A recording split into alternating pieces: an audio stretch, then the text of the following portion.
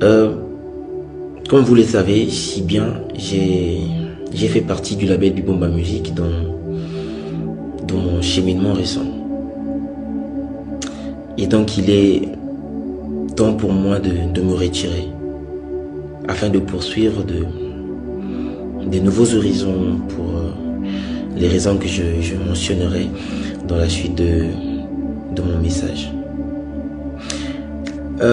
Tout a commencé par mon contrat, précédé de promesses juteuses. Et donc je me voyais bien me développer. Et je pensais que j'avais trouvé une famille qui m'aimait et qui croyait en moi. Mais malheureusement, ayant signé aveuglement, je ne savais pas ce qui m'attendait. Et donc, je vais essayer de parler de comment tout a commencé, toute cette frustration et tout ça. En termes de contrat,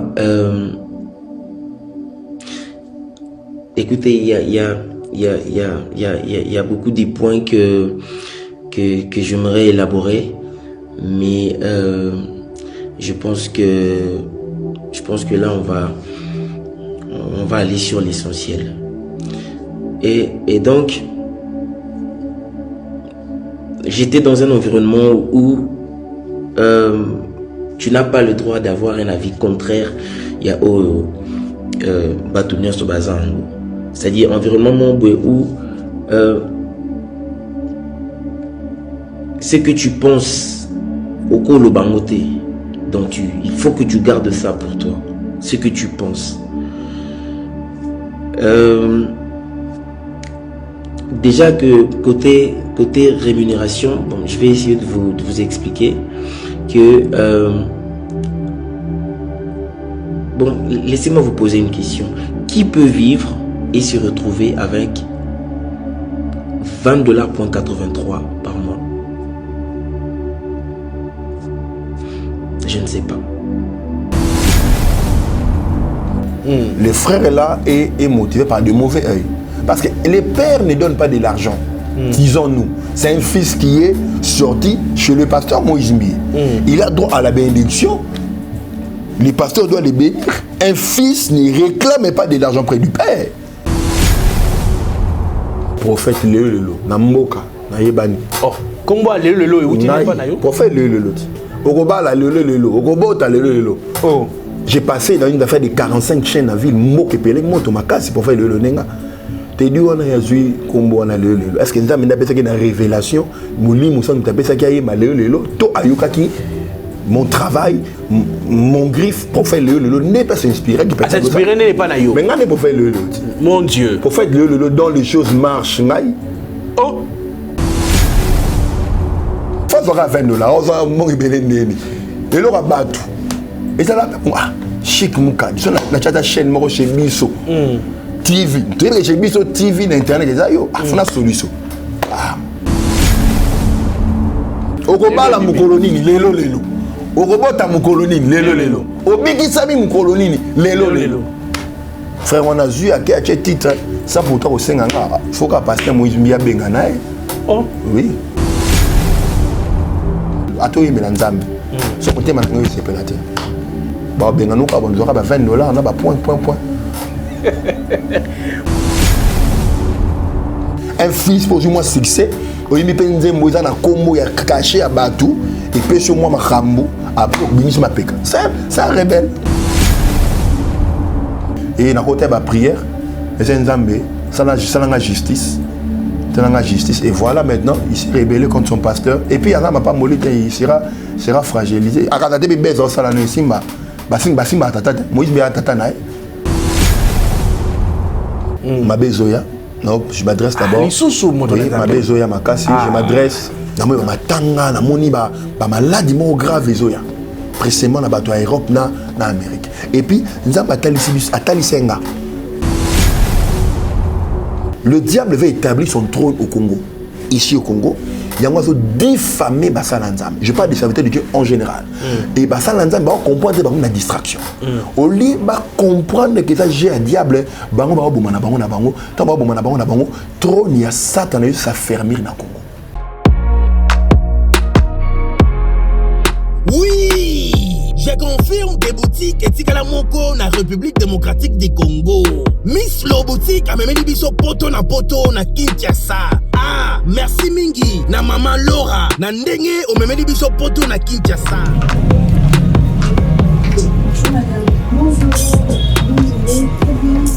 Ah, les amis, Lo boutique, tout est à l'arrivage de la France, États-Unis. Nous avons un poudre à Kiko. Contre Kiko. Tout le monde a vu le de son baya à Tokinte. Ah, Tokinte. Ah, les amis, Paris, États-Unis. Les amis, mélange. D'accord, la même différence dans le parce que le réseau par Colibo, tu fais des tenus, tu vas pas moucher en Australie. Non, il n'y a pas de poudre de ça à 48 heures. En tout cas, ma qualité na moni Moi na mama kobuka na te. Soko lingi olata kitoko pe bayeba yo yaka mbangu na Miss Lo boutique. Nengo okokuta basapatu bilamba ya basi maquillage mafuta ba parfum pe biloko mususu te poto kiti na Kinshasa. Pour mon abiso ezali pas cité. Tozwami bongo na avenue Victoire numéro 5 commune de Kasavubu. Topo bengi biso na téléphone na plus 243 85 64 11 889 0033 78 33 03 749. Shalom, shalom à vous les enfants de Dieu. Na Pesibilombo na Kombo na Yesu, c'est bien moi votre frère, le pasteur Israël Nash. Je vous salue au nom de Jésus. Je suis précisément à Kinshasa. Naza responsable à Ophelina, Jésus est mon papa. Naye liboso na bino pour na représenter bino bana o bozomo na bilili pe ba difficulté tozanango. Na bandaki musala oh ça fait longtemps ya koboko la bana selon ainsi dit l'Éternel. Mais ba difficulté ezamingi difficulté ya loyer parce que tozo foutela et puis difficulté au foot là-bas na Minerval pour to chute au bandaki to pesa qui avance mais tikali ndambo nazo banga ke bana oyo bakata classe bakoma nango na sukate.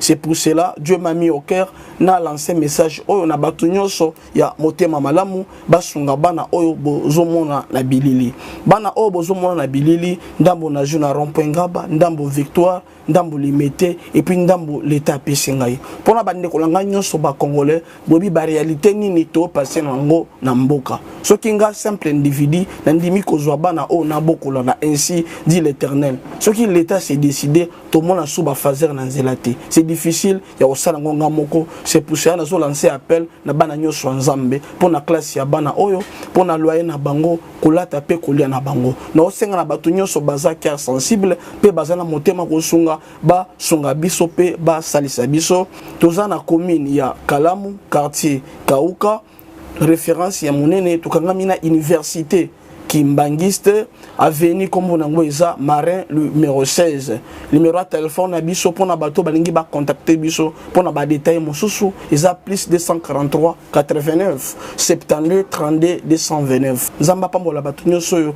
ba ko assister biso. Merci beaucoup. Chez Biso Télévision, chaîne oyo ekokani na yo.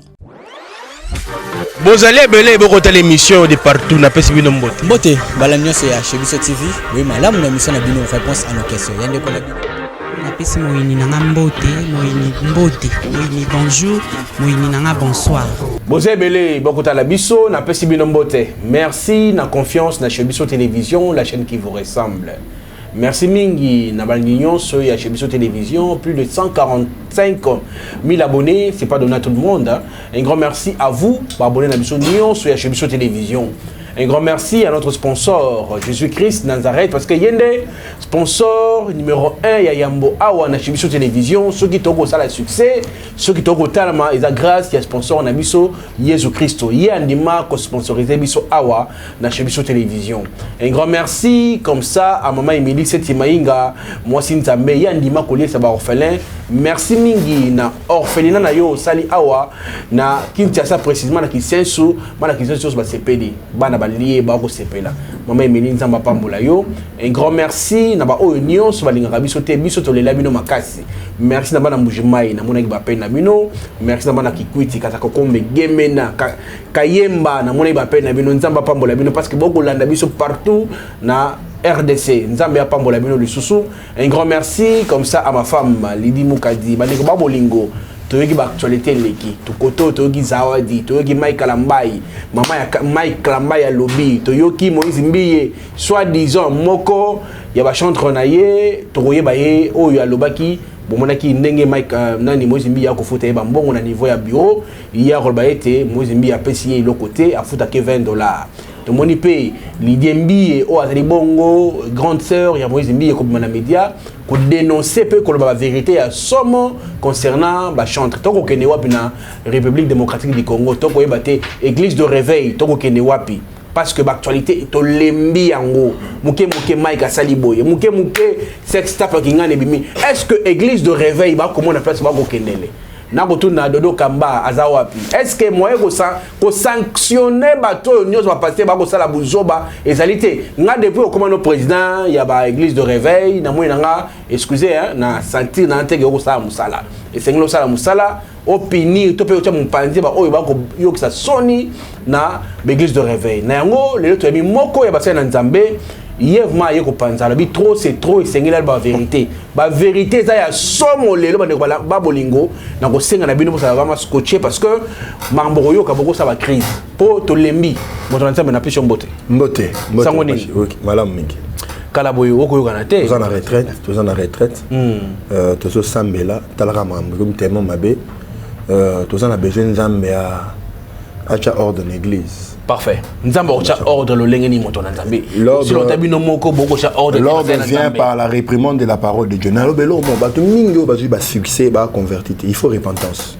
Parfait. Na milieu ba pasteur il faut repentance. Na église corps de Christ il faut repentance.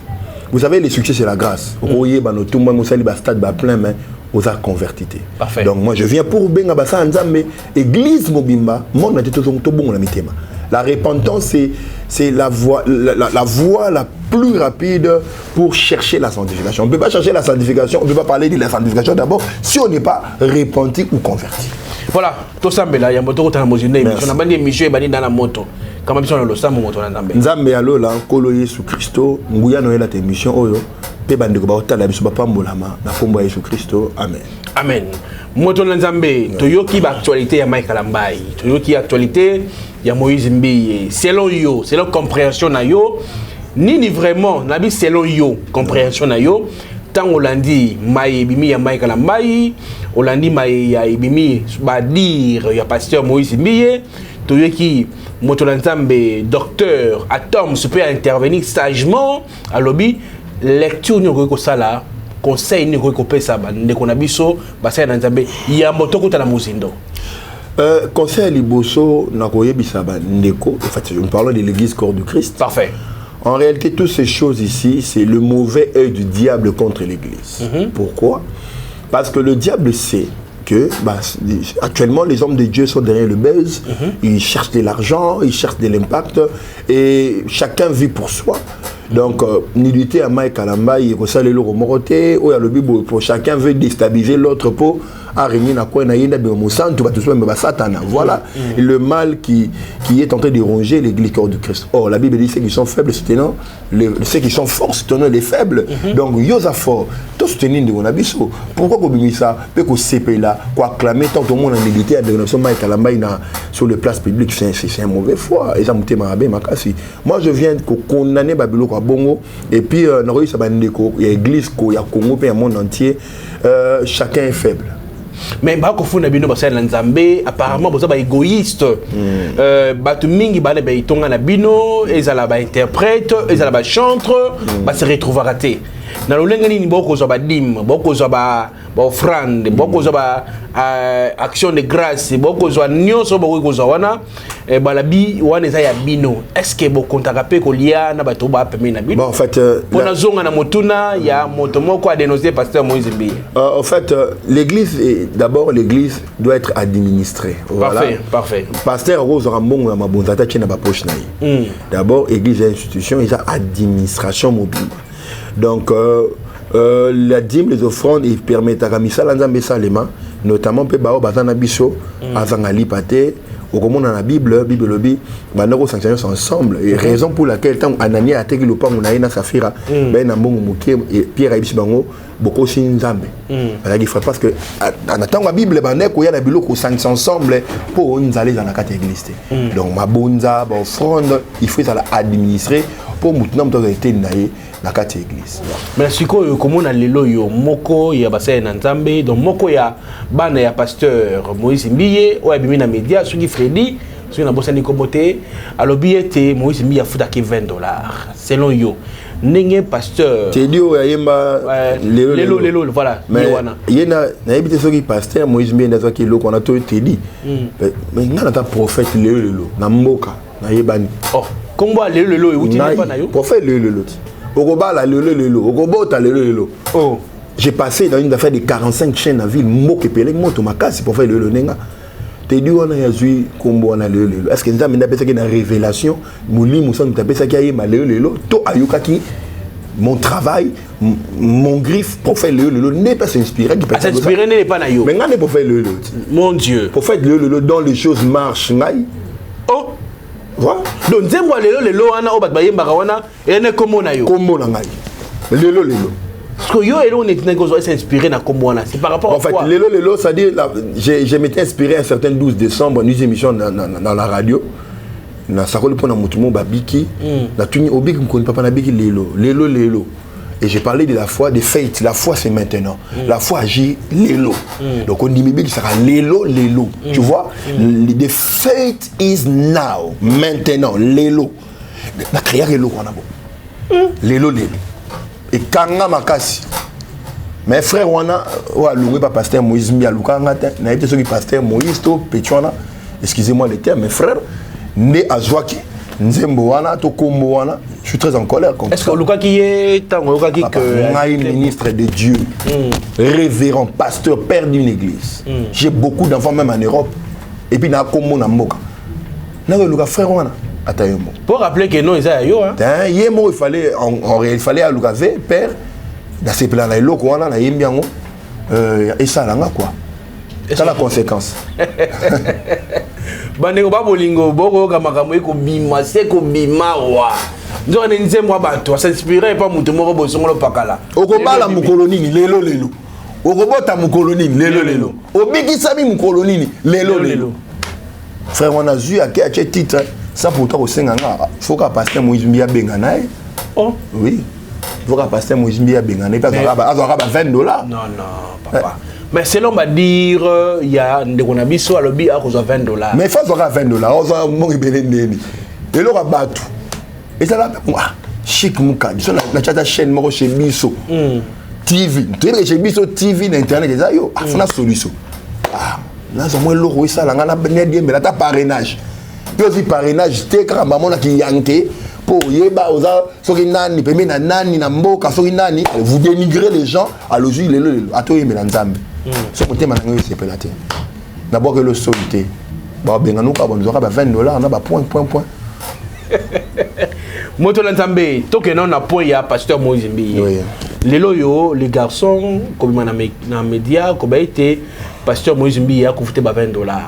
Mais à bosani que pasteur Moïse Mbiye ceux qui ont dans la relation c'est grâce à pasteur Moïse Mbiye. Ceux qui lelo ayebani c'est grâce à pasteur Moïse Mbiye. Conseil qu'on peut savoir premièrement na yendeko oyo abimi pour dire des choses concernant le pasteur Moïse Mbiye. Dans lequel récemment on a dit sur le mauvais œil. Le frère là est motivé par de mauvais œil.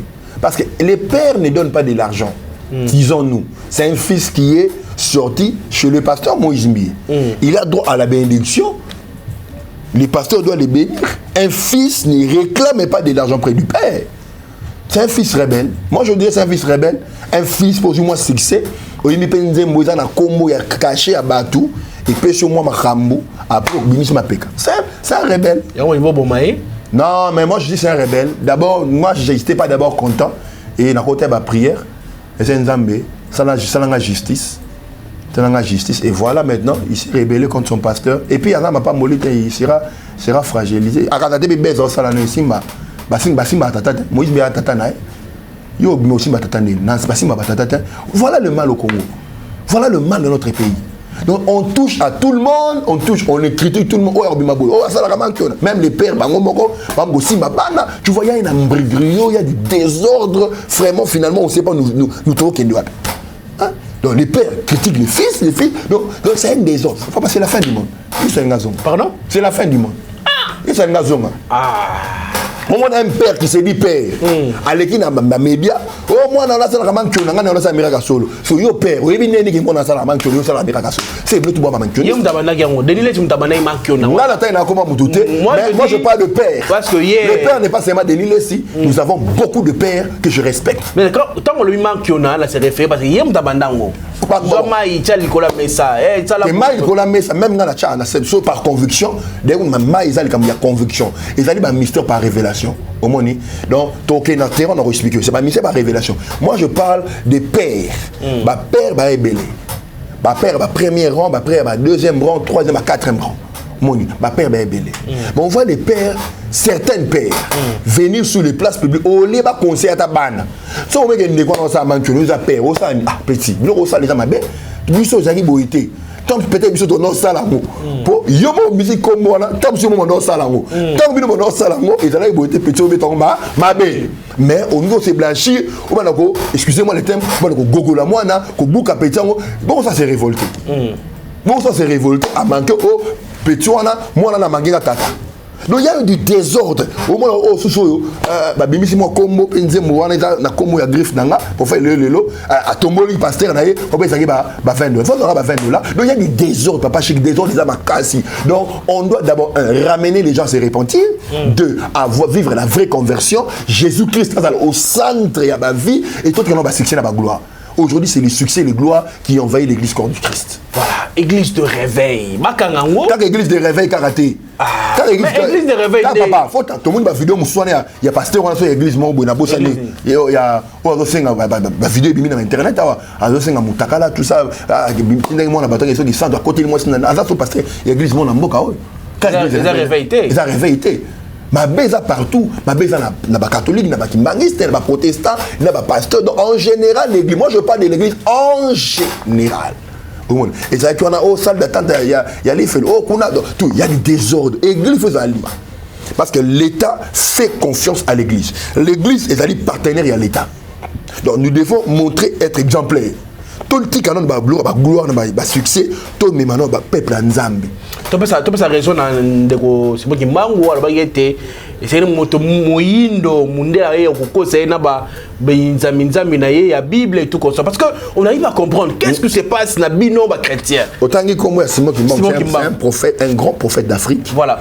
Ndenge batanga ka Charles Finney dans les États-Unis, batanga ka Smith Wigglesworth, Kenneth Hagin, tous ces gens-là et pourquoi pas citer le nom de Simon Kimbangu. C'est un prophète, mais moi je fais l'étude actuelle. L'église est malade. L'église vraiment malade. Malade. L'église est malade. Par rapport. Regardez les pasteurs. Mais quand on peut expliquer ce côté malade, l'église est où tu mon ami. Moi j'aime ça. Il faut qu'on fonde le peuple de Dieu va comprendre et le côté de l'église est malade. Oui. Je vois un pasteur sur les places publiques dire qu'un pasteur qui est à côté de chez lui est en train d'intoxiquer les gens pour salir un autre pasteur. Vous voyez? On a un propos à pasteur Moïse Mbiye. C'est-à-dire qu'il doit comprendre. Pasteur Moïse Mbiye. Il dit, voilà. Mais même moi je me demande. Et là on est en train de dire, mon frère, mais qu'est-ce qui se passe? Et puis pasteur, on retourne à nous, pasteur, excuse-toi, l'erreur est humaine. On est tous des hommes qui ont reçu la grâce. Bible na hébreu, ils sont tous des humains pris pour le service de Dieu, pour les hommes. Faiblesse. On a des faiblesses, papa. Les hommes de Dieu ont des faiblesses. Et on va passer sur tongaka, passer sur le kuta, mauvais œil, keto. Mais ngoluka na nzambe ne sera un peu spécial. Ils sont des hommes de Dieu, des hommes de Dieu. Donc amutu. On a des faiblesses, mais partie d'un peu sale. Mais si tu as des sale, on a parti à moto, tu as échoué. Minute, le gars va vivre des prières, via sanctification, kufa bango, comme quand on a vu la gloire, comme si on a bon rebelle, donc on bomana, on tongana, on critiquane, parce que bandimi, on a besoin que nous wapi, bandimi, on a besoin de l'église, papa. Donc l'église est malade parce qu'on est focalisé pour na salut à ba âme, bandimi ba lia maté à malamu, pour pas que de l'eau là. base on a repenti papa on a numéro avec l'église bisoko ce que dimanche au monde n'a qu'appelé l'ordre de boulot ah mais mais autre église so je me dis au lieu ba pasteur to comment que ba comme belé na mboka ba masumu comme grave mais tout se lutter ya ko bomana ya ko critiquer ou asala kama nkiona ou ngaka sala ngabo au moins que l'église est malade. Il faut une conférence ou un atelier des pasteurs pour la rééducation des hommes de Dieu. À qui la faute pour la yo la faute est partagée. Comment ça? La faute est partagée. La faute est partagée. Et à la côté mais à la côté il y a la politique, et à la côté il y a bandimi. La faute est partagée parce que biso bandimi to ma fandi ka pasteur na biso. Ce qui est son excellence président de la République avait été à l'église de réveil. L'église de on n'a exemple. Exemple c'est hors la Bible. Retournons dans on ne peut pas arrêter l'église. Voilà. L'église est une institution comme la police, l'armée, le parlement. On a changé de question. On a formulé question. Oui, formulé. Désormais tous en 26 par exemple les 26 communes. La commune moi retourne dans l'église. Va passer en union sur Bosangana.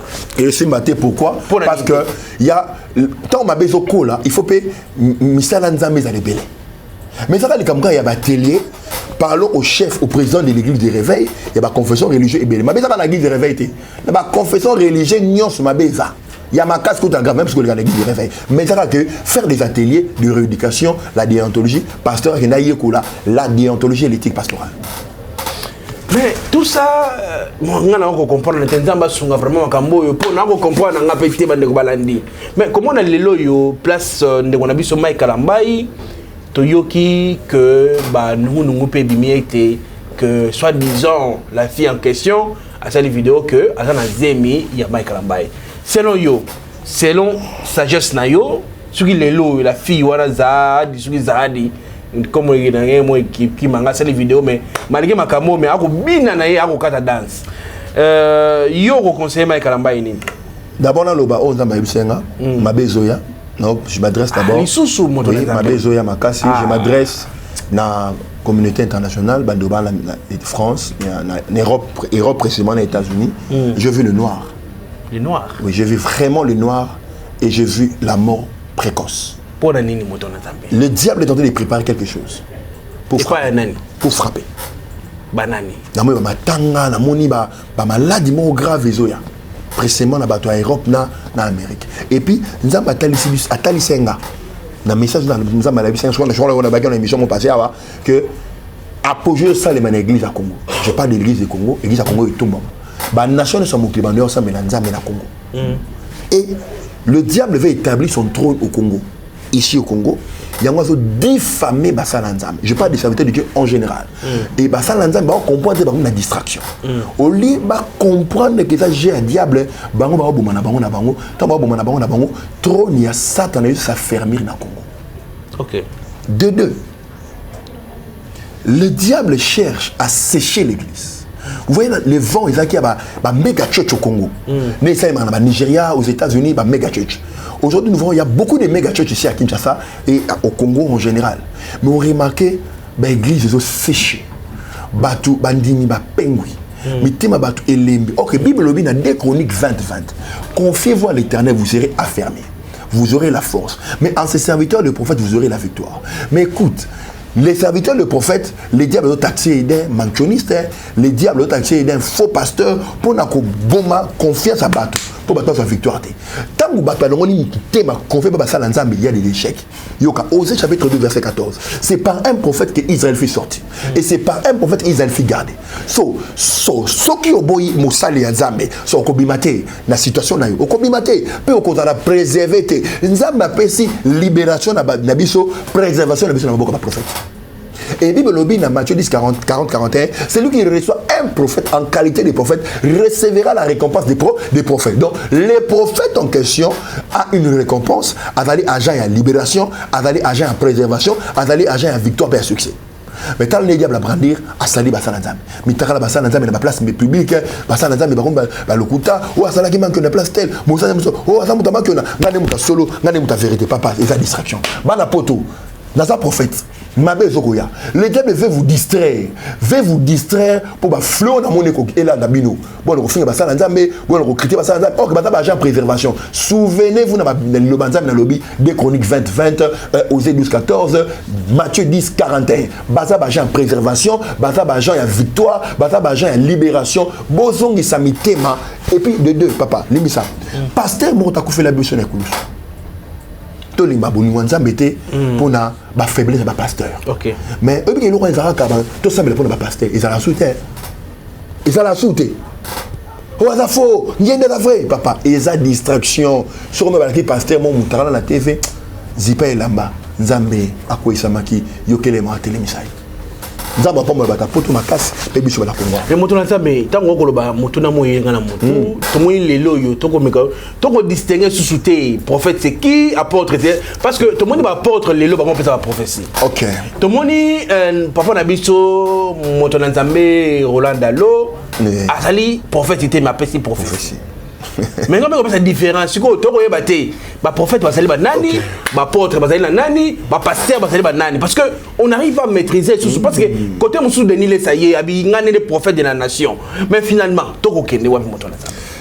D'abord to différencier ba bloko wana qui est un apôtre c'est un coach. Un apôtre c'est quelqu'un qui connaît les temps et les moments, les circonstances de l'église. Voilà. L'apôtre était non seulement un bâtisseur, mais l'apôtre donne le fondement. Omoni, un apôtre peut aussi exercer ou avoir le don de la prophétie. Parfait. Comme Yopé Papa Chic Moukadi, on appelle don. On est là-dedans. L'apôtre, apôtre, mais a exercer, don il y a prophétie. Pasteur va grouper sa prophétie. Don, il y a 9 dons, prophétie, ça peut être 4. Tant que nous sommes kitaka, à cause de ça, don c'est développé 4 nayo. Mon dominion so ouais mi moli musantu ba do zakati na et ça dépend na o ya ko développer plus ce qui apporte un autant de combo apporte qui Robert apporte Roland Dalo que je respecte beaucoup à Moussa Nzambe azope ça ba message prophétique et zalikabo. OK tout que ça n'en procure ça que ça n'en caparé na doté le prophète de Nile c'est un prophète du ministère. C'est-à-dire le prophète du ministère c'est qui azali mutu oyo a même un message. D'abord, dans la prédication, azo lectionno batanto komi, azo ramener bato, azo même lumière. Prophète, azo le la lumière na 4 à 5 ministères. Azo c'est éclairage, azo réveiller bato, azo l'amour ça va. C'est ça le prophète. Vous voyez? Et bon évangéliste, tout le monde peut Roger Baka. L'évangéliste non, azo non, azo prophète té. Azo évangéliste azo moto, azo ramener bato vers la croix. Il y a Jésus-Christ. Azo me bato repentance, mais c'est la repentance. Avec votre repentance, besoin de la Jésus. Et ça, un évangile. Un pasteur, il encadre. Il bande, il soigne, il équilibre. Pas ça, pas pasteur. Docteur, selon la doctrine, les fondements et les rudiments de l'évangile. Ils sont tous les 5, il y a guérison, il y a miracle, il y a prophétie. Et ça, il cabou. Donc quand je vois l'apôtre Roland dans le nom de prophétie, c'est un don.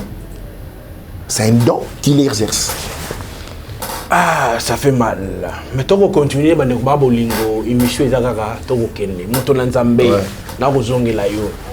Lelo tomoni bino na bino bakomi ko bomana. Tomoni Michael Ambai na Moïse Mbiye ba problème. Majabu poye e kaboli po na kaniaka.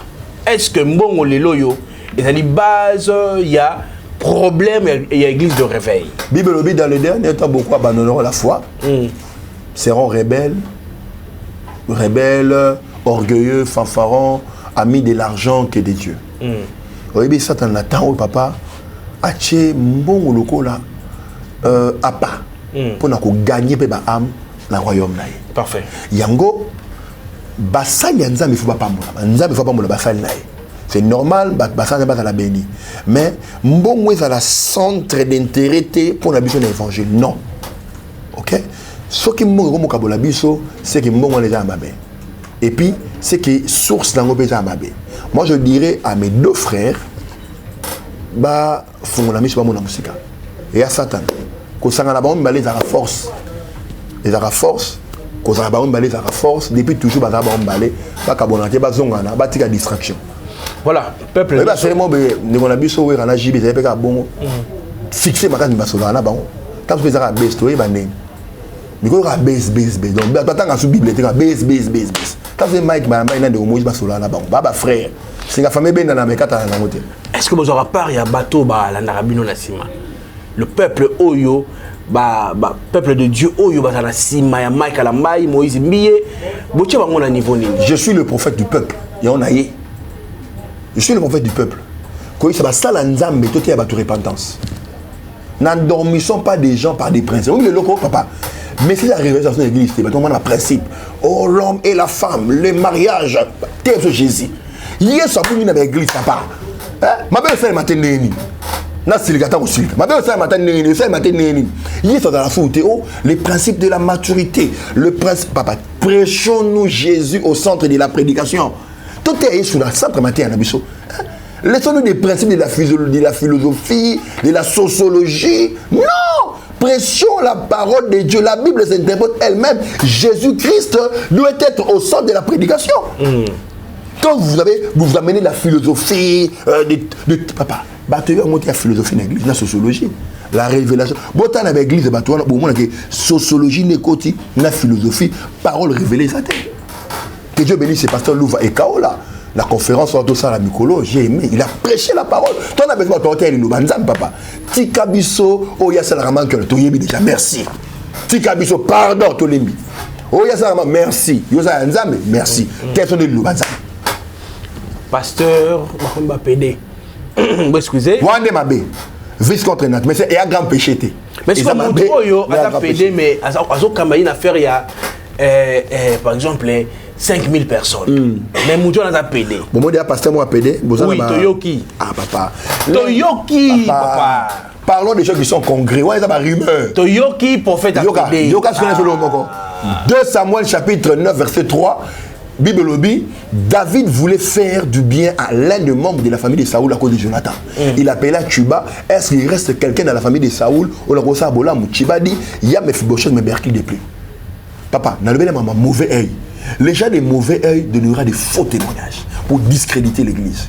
Bata mauvais, mauvais œil au bébé l'église. Jalousie, keto, mauvaise foi. Bah, pour la bonne église. Moi, je ne pense pas. Nangouyo église nango ba pasteur a pédé ba so ba ça va délivrer.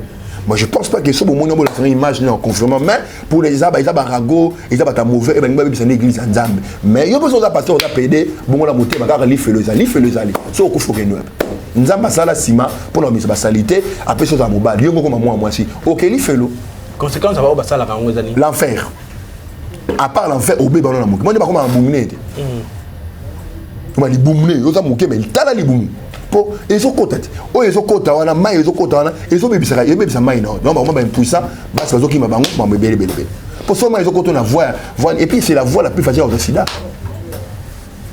Moto Nzambe tokomi na suka émission, je te laisse 2 minutes au conscientiser le peuple de Dieu au yubazuli bako ya Rolanda yo lelo numéro de téléphone place église des Ouami mission na yuzali nini pour na peuple de Dieu, topé nzamba tindi au salanini. Toi quand on peut moi mouké, yo le pe le total chose différent na ba. Comme on a un prophète lelo dont les choses marchent, dans les prophètes de peuple o comme mes koulou soyez sous comme ma repentance. Dans mon temps comme mabé batu ba comme kola le sabino pongi repentance ezate mabé comme ma kasi muté mabé mati distraction. Tout ça soyez sous Christo na mité manabiso. Jésus-Christ au centre. Ce qu'on a mis sous Christ comme on continue obéir sur obika. C'est pour couvrir l'eau au kelo là. Il n'y a pas qu'il fait les alliés, l'eau la paysanne. C'est à toi de faire le choix. Des élèves à l'ébousson l'eau la toli fait l'eau. Mais sur ta mona boyenge belo ta mona ko bon la montée motif des élèves mabé au côté l'eau là. Mbongo mitu érotique là. Salut n'est important. Église dans la commune Ngaba dans avenue Massassou numéro 6 référence à Raymond Poulou Université. Numéro dans la téléphone ils a dit plus 243 82 93 67 519 ils a déjà affiché. Là-bas écran apôtre donc aimé Nathalie apôtre de peuple apôtre et cause ça va tunanzela comme ma repentance et pas ba pasteur comme ma repentance et pas ba fidèle paix l'accord du Christ. Nzambe pas mon magique. Merci mon Nzambe.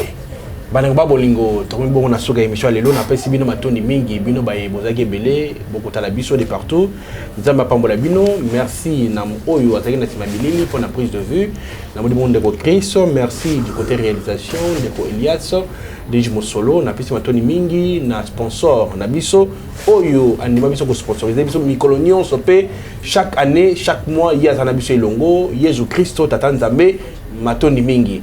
Merci Mingi pe na maman Emily Setimainga Mwasi Nzambe depuis Canada, yé pe andima ko lié saba orphelin pe ko jola bango isika pe azu initiative ya ko sala orpheline na maman Nzamba pambola yo na nyonso ko sala pona bana bitike Nzamba ko sanga te ko zonga ya mingi pe ko fungola lola pona yo na pesi Matoni Mingi pe na ndeko Lydia Seti depuis Canada yé pe ilongo na maman Emily Setimainga bango ba lemite ba lemba orphelin te Nzamba pambola bino Matoni Mingi na molongo inanga Lidi Mukadi na pesi pe bana nga mbote esika bazwami bande babo lingo sugi so zongi te to kuta na pona émission esika Nzamba pambola bino bye bye. Du nouveau dans vos kiosques, un nouveau numéro de votre magazine Flash Info à sa une, projet route Kolwezi-Solwezi, dépêché par le chef de l'État, Félix-Antoine Tshilombo Tshisekedi, la gouverneure intérimaire Fifi Masuka rencontre le président zambien Jean-Marie Kassamba, le JMK de la presse, du village à l'avant-plan du secteur médiatique africain, parcours atypique d'un enfant dont la passion de la radio est venue trop tôt. Moïse Katumbi inaugure le siège national d'Ensemble pour la République dans le Haut-Katanga, précisément dans la ville de Lubumbashi, à l'Assemblée nationale, chambre basse du Parlement congolais. Christophe Mbosso, un bilan largement jugé positif. Et pendant ces temps, dans le cadre de la célébration de la Journée internationale de droits de femmes, Marie-Olive Lembe Kabila fait carton plein au stade Joseph Kabila à Kalemi. Je suis venu sur la terre natale de mon beau-père, a-t-elle déclaré aux habitants de Tanganyika. Édito de Jean-Marie Bassa, Félix Tshisekedi et Joseph Kabila, deux frères condamnés à s'entendre à lire. Dans le corps de votre magazine, l'Office de route réceptionne le deuxième lot de nouveaux ponts à Matadi. État de lieu du leadership féminin dans le média en RDC, communication de Pauline Boukassa, rapporteure adjointe de la commission de discipline et éthique professionnelle à l'UNPC, Union nationale de la presse congolaise. 24 pages d'information, 24 pages qui vous fait placer à la une de l'actualité et www.flashinfoplus.com pour ne rien rater de l'actualité en temps réel. Shalom, shalom à vous les enfants de Dieu. Na pesibino mbote na kombo na Yesu, c'est bien moi votre frère, le pasteur Israël Nash. Je vous salue au nom de Jésus. Je suis précisément à Kinshasa. Naza responsable ya Ophelina, Jésus est mon papa. Na ye liboso na bino pour na représenter bino bana o bozomo na bilili pe ba difficulté tozanango. Na bandaki musala o ça fait longtemps ya koboko la bana selon ainsi dit l'Éternel. Mais ba difficulté ezamingi, difficulté ya loyer parce que tozo foutela et puis difficulté au foot la bana minerval pour to chute au bandaki. To pesa qui avance mais tikali ndambo. Nazo banga ke bana oyo bakata classe bakoma nango na sukate. C'est pour cela Dieu m'a mis au cœur na lancé message oyo na batu nyonso ya motema malamu basunga bana oyo bozomona na bilili.